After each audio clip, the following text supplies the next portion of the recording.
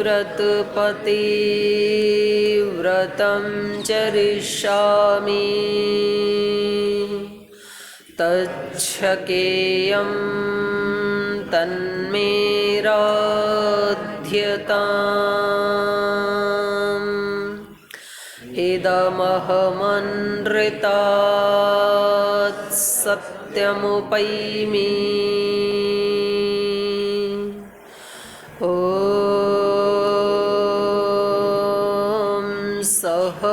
सहनावतु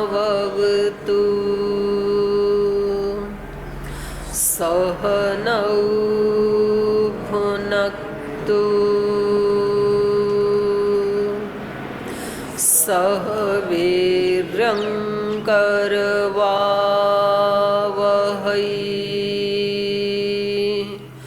तेजस्विनावधीतमस्तु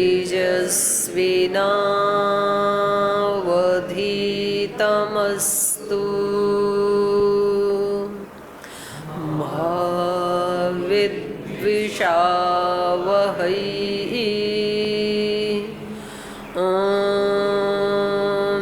शान्ति शान्ति शान्तिः।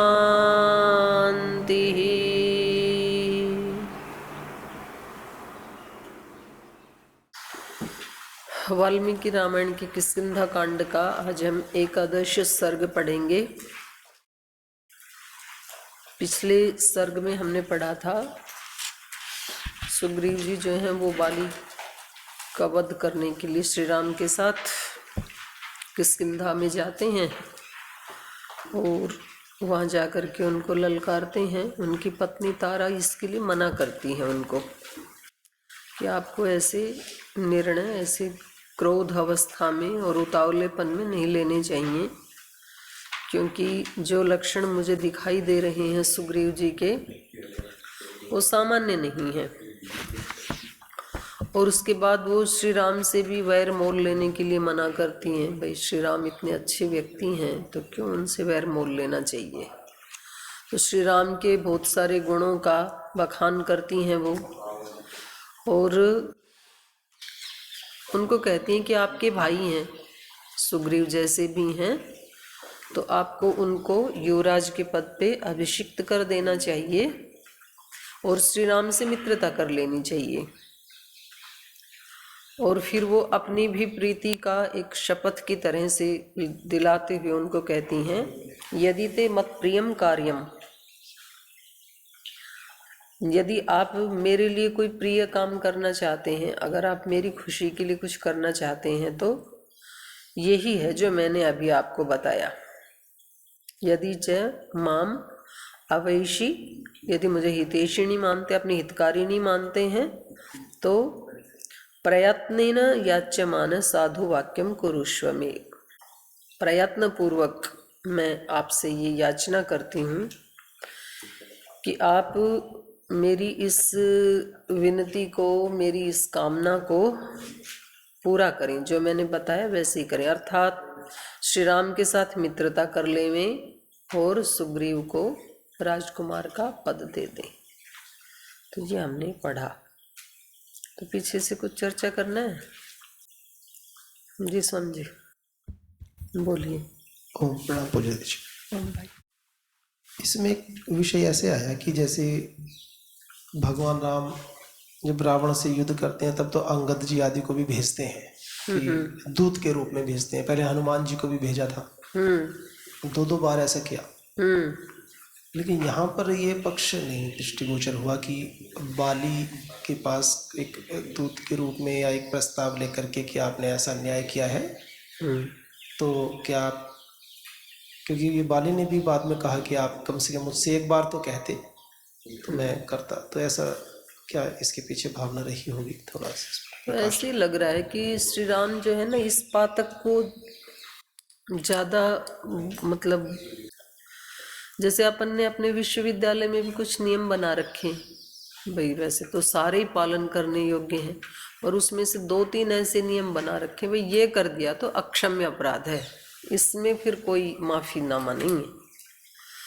तो रावण जो सीता को लेके गए हैं वो चरित्रहीनता के कारण नहीं लेके गए हैं, वो अपना एक अहंकार दिखाने के लिए कि तुमने मेरी बहन का प्रस्ताव अस्वीकार कर दिया तो मैं बताता हूँ तुम्हें मैं कौन हूँ। तो फिर वो उनको मतलब एक, वैसे सीता माता के अंदर भी इतना चरित्र का, पवित्रता का इतना बल था कि कोई बिना उनकी इच्छा के कोई उनके निकट नहीं आ सकता है, और वह हर मातृशक्ति में होता है। जब वो अपने पूर्ण मातृत्व में होती है, अपने स्वरूप में होती है, तो किसी की मजाल नहीं होती है। तो ये उस अपराध को उतना नहीं ले रहे हैं, लेकिन बाली के अपराध को, क्योंकि ऐसे बताया जाता है छोटे भाई की पत्नी, गुरु की पत्नी, अपनी पुत्री, तो ये ऐसे रिश्ते हैं अत्यंत पवित्रता वाले। तो उसमें यदि ये श्री राम की दृष्टि में मतलब ये एक अक्षम्य अपराध है, वो क्षमा नहीं करना चाहते हैं उसको, बाली को। जब उन्होंने बताया ना कि भाई उन्होंने जबरदस्ती मेरी पत्नी को मुझसे छीन लिया, तो उसी समय ही फिर श्री राम को ही आ गया कि भाई वो तो वध करने योग्य व्यक्ति है, फिर इसलिए शायद उन्होंने नहीं भेजा होगा शांति दूत, मतलब वो दंड ही देना चाहते हैं। और रावण को तो वो इसलिए भेज रहे भाई तुम अभी भी वापस लौटा दो, क्योंकि उनको ये है कि भाई इसमें बहुत सारा जन हानि, धन हानि, ये सब होगा, तो इतने जो निर्दोष मारे जाएंगे उसकी बजाय तो अगर ये वापस लौटा दें तो, क्योंकि युद्ध में मरते तो निर्दोष ही हैं, दोष तो किसी एक व्यक्ति का होता है, लेकिन ज़्यादा तो निर्दोष ही मारे जाते हैं बेचारे, तो इसलिए उन्होंने भेजा होगा वहाँ पे। और अच्छा आप बताओ परसों के पाठ से क्या क्या सीखे तो फिर। जी भैया। जी प्रणाम। एक तीर से कई निशान साधे हैं। दूसरा एक लोकनीति है कि सांप मर जाए लाठी न टूटे। तो राम जी का लक्ष्य तो सीता की खोज का है ना, तो सुग्रीव की उनको सहायता चाहिए, और सुग्रीव की राज्य का देने का भी वचन दे दिया उन्होंने। तो यहाँ पर यदि वो युद्ध करते हैं जैसे संदेश भेज करके, तो सेना आएगी और सेना चाहिए लड़ने के लिए, तो वहाँ भी उनका दोष बनता। सेना को मारते उसके बाद में तो बाली को मारते ना, तो वो दोष वो भी बनता। तो इसलिए उन्होंने सीधे बाली को मारा है, सेना को बचाया है सुग्रीव की दोस्ती को, और वो सेना अपने लक्ष्य के लिए काम आई। ठीक बात। हाँ, जो आपने पूछा उसी में वो ऐड कर रहे हैं कि लक्ष्य तो बाली को मारना है, तो युद्ध करके उनको बता कर, क्योंकि यदि वो उनके पास दूत भेज दे तो बाली कहता आ जाओ जंगे मैदान में, फिर सेना को लेके जाना पड़ता। तो ये कह रहे हैं सेना को नहीं मारना चाहते हैं श्री राम, मारना चाहते तो मार ही देते, उनके पास इतने बाण हैं, केवल बाली को ही। लेकिन ये बात तो वहाँ भी लागू होगी, फिर सीधा रावण को ही मार देते, राक्षसों को क्यों मारा? नहीं तो वहाँ सेना साथ में थी ना, सेना भेजी ना उन्होंने। तो सेना को खपाना कोई अच्छी बात थोड़ी है, सुग्रीव वाली सेना को भी बचा लेते। तो इस पे और चिंतन करो फिर।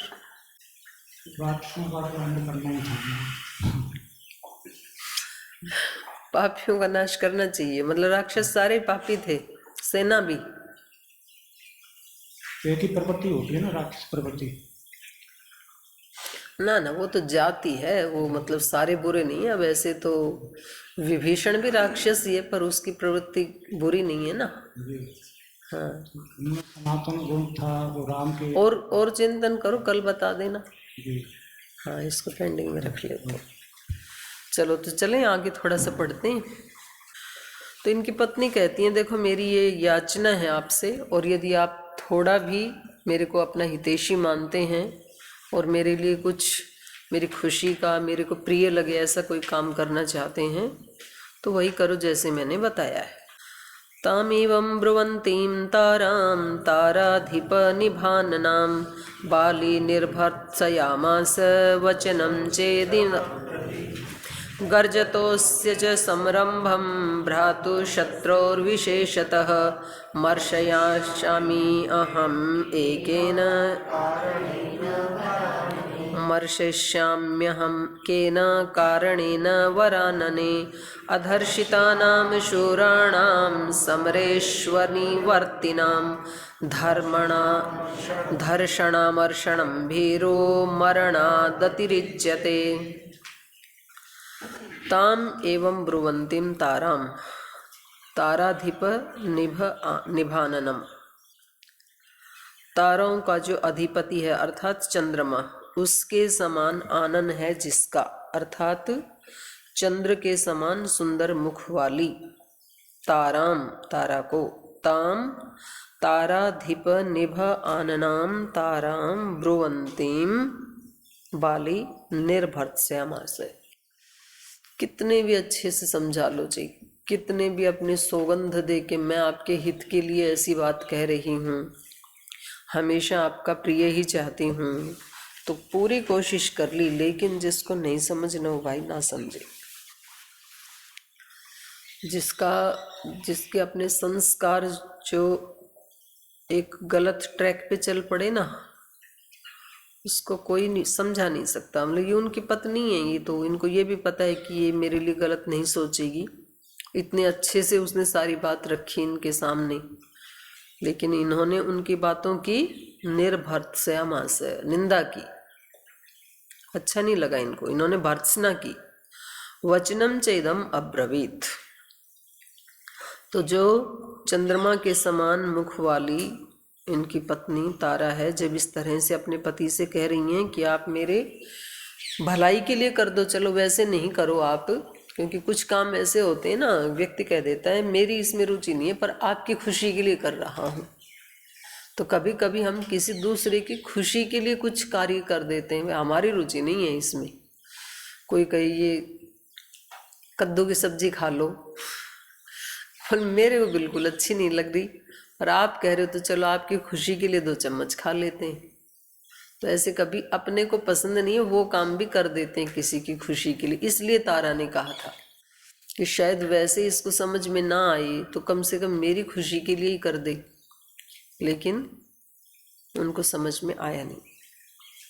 तो उन्होंने उनकी निंदा करते हुए, उनकी भर्त्सना करते हुए कहा, गर्जतोस्य च संरंभम भ्रातु शत्रु विशेषतः मर्शयिष्यामि अहम केन कारणेन वरानने, भो वरानने केन कारणेन अहम मर्शयामि, मैं कैसे इसको सहन करूं, इसकी इस ललकार को, इसने आकर के मुझे चुनौती दी है, मेरे को ललकारा है, तो आप ये बताओ, अस्य गर्जत संरंभम, ये जो इस तरह से गर्जना कर रहा है, इतना शब्द कर रहा है, पुकार रहा है, ऐसे इस भाई को, और विशेषतः शत्रु भ्रातु, वैसे तो मैं ये गर्जना ललकार किसी की भी सहन नहीं कर सकता हूँ, लेकिन जो मेरा भाई जो विशेष रूप से मेरा शत्रु बना हुआ है, उसकी गर्जना को मैं स्वीकार कर लूं, ये तो कभी भी संभव नहीं है। तो ऐसा तो मैं कर ही नहीं सकता हूँ।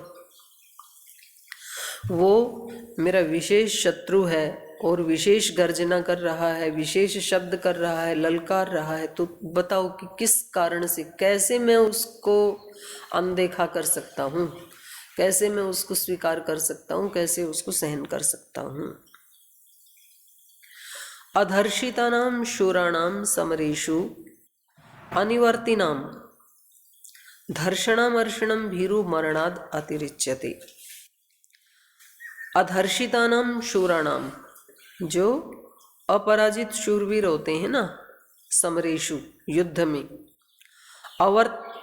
अनिवर्तिनाम, जो कभी निवृत्त नहीं हुए युद्ध से, कभी वो भागे नहीं, कभी उन्होंने युद्ध में पीठ नहीं दिखाई, ऐसे शूरवीरों का धर्षणामर्षणम भीरु मरणाद अतिरिच्यते।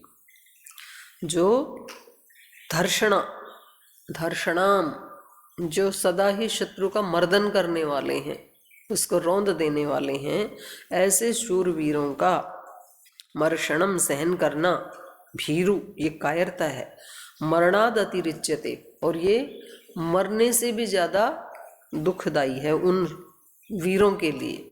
जो ऐसे वीर हैं, मतलब वो अपने लिए कह रहे हैं कि मैं ऐसा वीर हूँ जिसने कभी युद्ध से पीठ नहीं दिखाई, जो कभी किसी से पराजित नहीं हुए। अधर्षितानाम शूराणाम समरेषु अविनिवर्तिनाम धर्षणामर्षणम भीरु मरणाद अतिरिच्यते। तो उनका, जिन्होंने सदा शत्रु का मर्दन किया है, सदा उनको पराजित किया है, तो हे भीरु, ये ऐसे आपका कहना तो मेरे लिए मरने से भी ज़्यादा बुरा हो जाएगा। न च कार्यो विषादस्ते राघवं प्रतिमत्कृते धर्मज्ञश्च कृतज्ञश्च कथं पापं करिष्यति निवर्तयस्व सहस्त्रिभिः कथं भूयोऽनुगच्छसि सौहृदं दर्शितं तारे मयि भक्तिः कृता त्वया प्रत्योत्स्याम्यहं गत्वा सुग्रीवं जहि सम्भ्रमं दर्पमात्रं विनेष्यामि न च प्राणैर्विमोक्षते ततः स्वस्त्ययनं कृत्वा मन्त्रविद्विजयैषिणी अन्तःपुरं सहस्त्रिभिः प्रविष्टा शोकमोहिता प्रविष्टायां तु तारायां सहस्त्रिभिः स्वमालयम् निर्ययौ क्रुद्धौ महासर्प इव श्वसन् सदर्शतस्ततः श्रीमान् सुग्रीवं दीप्ततेजसं गाढं परिदधे वासो बाली परमरोषणः। न च कार्यो विषादस्ते राघवं प्रतिमत्कृते। और इनको थोड़ा सा ये भी है कि आपको ये विषाद नहीं करना चाहिए। न च कार्य विषाद, आपको ये विषाद नहीं करना चाहिए। ते विषाद न कार्य, आप चिंता मत करो। आप, इनको ये चिंता थी ना कि राम मार देंगे आपको, सुग्रीव तो नहीं मार सकता है, लेकिन जो उसका स्वर है और जो उसके तेवर हैं, जो उसका कॉन्फिडेंस है, वो जरूर श्री राम की सहायता के कारण है, तो श्री राम मार देंगे आपको। तो ये कह रहे हैं ते विषाद च न कार्य, और आपको इस बात की भी चिंता नहीं करनी चाहिए, इस बात को लेके भी विषाद नहीं करना चाहिए।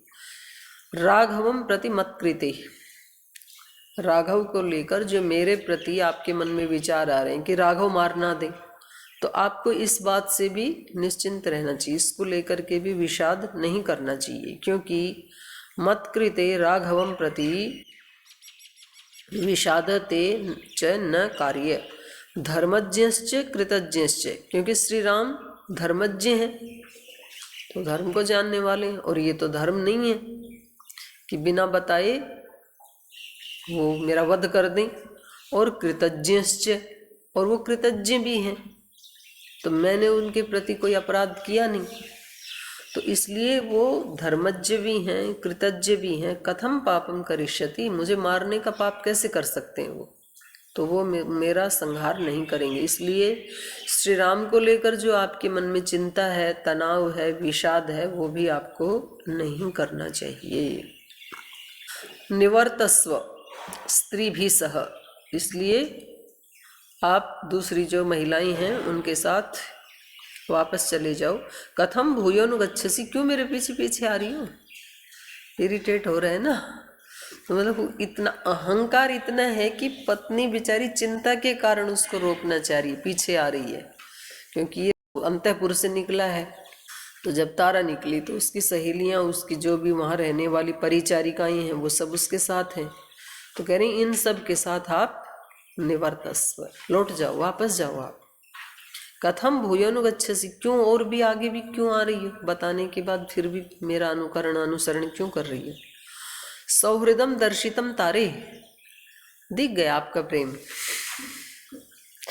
आपका जो मेरे प्रति सौहृदम था, जो आपकी प्रीति थी, वो देख लिया मैंने, है आपकी प्रीति। ये सारी अहंकार की भाषा है, क्योंकि जो सौहृदम है वो कभी दिखाया जाता है क्या, दिखा नहीं सकते उसको। और जो दिखा सकते हैं वो एक्टिंग होती है, वहाँ सहृदयता होती नहीं है। होती है वो दिखाते नहीं है। एक वो किया था ना हमने विश्वविद्यालय के एनुअल फंक्शन में, किसी माँ का बच्चा कोई दूसरी माँ उठा ले जाती है, और जब न्यायालय में जाते हैं तो वो जज कहते ठीक है 2 टुकड़ों में बांट दो, पता नहीं ये भी कह रही है मेरा है, ये कह रही है मेरा है, तो ऐसा करते हैं दोनों को आधा आधा दे देते हैं, बात खत्म। तो वो जो दूसरी वाली माँ है नकली, वो तो खुश हो जाती है, और जो असली माँ है वो कहती है नहीं मेरा बच्चा नहीं है, ये इसी को ही दे दो, मेरा है ही नहीं। तो बोले हो गया निर्णय, बच्चा इसी का ही है। क्योंकि जिसके अंतःकरण में प्रीति होती है वो ज़्यादा दिखाना नहीं चाहते हैं, और जो दिखाते हैं नाटक करते हैं, दिखाना उसी को पड़ता है जहाँ रियलिटी होती नहीं है। इसलिए मैंने किसी भी माँ को ये कहते हुए नहीं सुना अपने बच्चे से, बेटा मैं तेरे से बहुत प्यार करती हूँ। कोई माँ नहीं कहती ऐसे, कान मरोड़ती है माँ तो, लेकिन अंदर प्रेम होता है। और जो ऐसे कहते हैं ना बहुत प्यार करता हूँ या करती हूँ, तो समझ लेना प्यार है नहीं वहाँ पे, इसलिए कहना पड़ रहा है।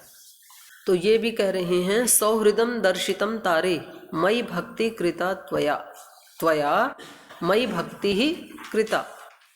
आपने मेरी भक्ति की, भज सेवायाम मेरी सेवा की, मेरा प्रिय आचरण किया, तो बस ठीक है, पर्याप्त है। तो मतलब क्या इतना दिखाने के लिए उसका उपदेश था? जो इन्होंने ये मान लिया कि आपने अपना फर्ज पूरा कर दिया, बस अब आप लौट जाओ, नहीं, इसके लिए नहीं था।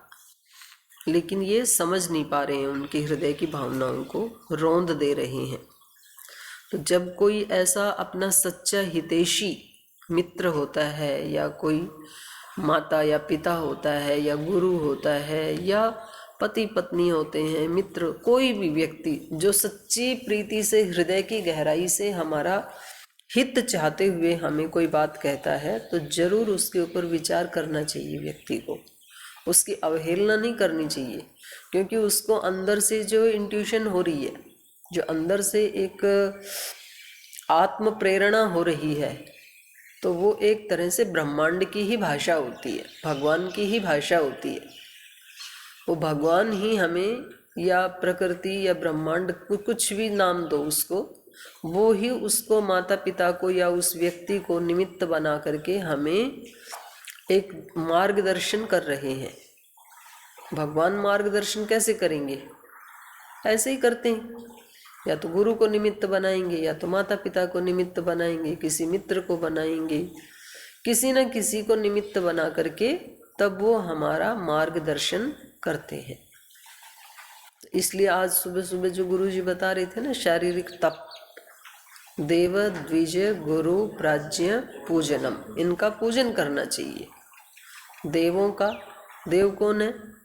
देवोदानाथ, देवोदीपनाथ, देवोद्योतनाथ, जो भी हमें जागृत करते हैं, द्योतित करते हैं, जो हमें देते हैं, माता पिता गुरुजन प्रकृति ब्रह्मांड, ये सदा हमें देते हैं, लेते नहीं हमारे से कुछ भी, इसलिए ये सब हमारे देव हैं। तो उनका पूजन करना चाहिए। 33 कोटि बताई ना देवों की, महर्षि दयानंद ने ऋग्वेदादि भाष्य भूमिका में देव कितने बताए? 33 बताए। और उसमें भी कुछ सगुण साकार हैं, कुछ निर्गुण निराकार हैं। तो इनकी पूजा करनी चाहिए, देवों की। और द्विज मतलब जिसका दूसरा जन्म हो गया है।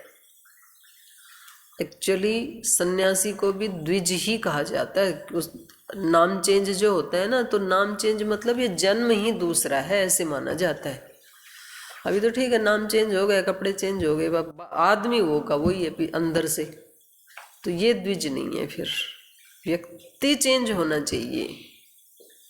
तो द्विज मतलब दूसरा जन्म, शरीर वही है लेकिन अंदर से दूसरा जन्म हो गया जिसका। तो जो ऐसे सिद्ध महात्मा होते हैं, और संन्यास परंपरा तो उसी का नाम था। उस समय गुरु दूसरा नाम देता था भाई, अब ये वो व्यक्ति तो रहा नहीं। तो उसकी भी पूजा करनी चाहिए, क्योंकि उसने बड़ा तप पुरुषार्थ किया है, जिसने द्विजत्व को प्राप्त किया है। देव, द्विज, गुरु। गुरु तो गुरु ही है, जो एक विराट अस्तित्व व्यक्तित्व को लिए हैं, उसका नाम गुरु है। गुरु मतलब महान, जिसमें सामान्य मनुष्यों से कई गुना ज़्यादा बल है, बुद्धि है, ममता है, करुणा है, प्रीति है, जितने भी अच्छे गुण हो सकते हैं वो सामान्य व्यक्ति से बहुत ज़्यादा विराटता को जहाँ प्राप्त कर लेता है कोई व्यक्ति, वो गुरु है। देव, द्विज, गुरु, प्राज्ञ। प्राज्ञ है ये ऋतंभरा प्रज्ञा वाली प्रज्ञा को जिसने प्राप्त किया, वो प्राज्ञ है। तो इनका क्या करना चाहिए? पूजन। क्यों? क्योंकि ये तो साक्षात भगवान के ही प्रतिनिधि हो जाते हैं फिर। तो यहाँ इनकी पत्नी एक तरह से श्री राम का प्रतिनिधित्व कर रही हैं, और श्री राम साक्षात ब्रह्म का प्रतिनिधित्व कर रही हैं। तो एक तरह से ब्रह्मांड इनको इशारा दे रहा है कि तेरी भलाई इसमें है, लेकिन अहंकार के कारण व्यक्ति उसकी बात को सुनता नहीं, हल्का। इसके लिए तो इसकी पत्नी है, भगवान की प्रतिनिधि नहीं है। बोले ठीक है, तूने अपना दिखा दिया ना, जो तेरा कर्म था, तेरा कर्तव्य था, वो तेरा हो गया, तेरी भक्ति हो गई, तेरा सौहृद हो गया, इसलिए अब तू इनके साथ वापस जा। मतलब अपने आप को बड़ा मान रहा है और पत्नी को छोटा मान रहा है।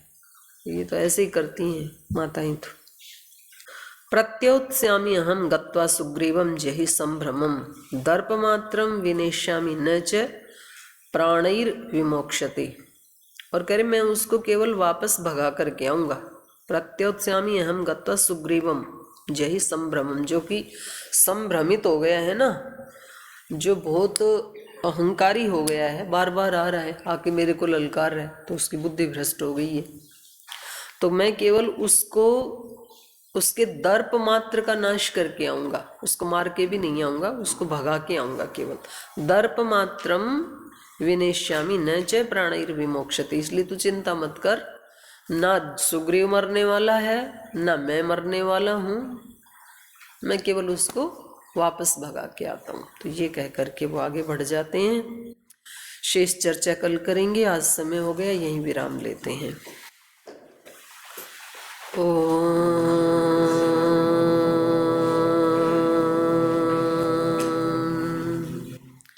शांति शांति शांति। श्री गुरुभ्यो नमः। हे हृदयेश्वर, हे सर्वेश्वर, हे प्राणेश्वर, हे परमेश्वर, हे हृदयेश्वर, हे सर्वेश्वर, हे प्राणेश्वर, हे परमेश्वर, हे समर्थ, हे करुणा सिंधु, हे समर्थ, हे करुणा सिंधु, विनती स्वीकार करो, विनती स्वीकार करो।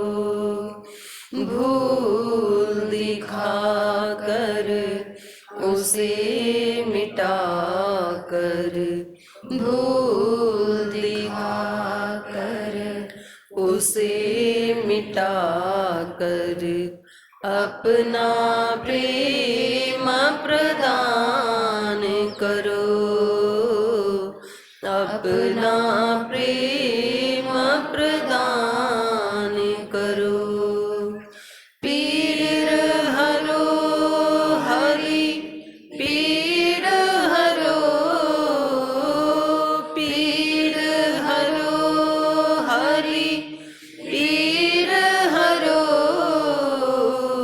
पीर हरो हरि, पीर हरो,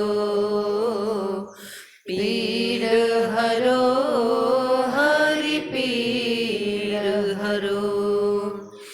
हे हृदयेश्वर, हे सर्वेश्वर, हे प्राणेश्वर, हे परमेश्वर,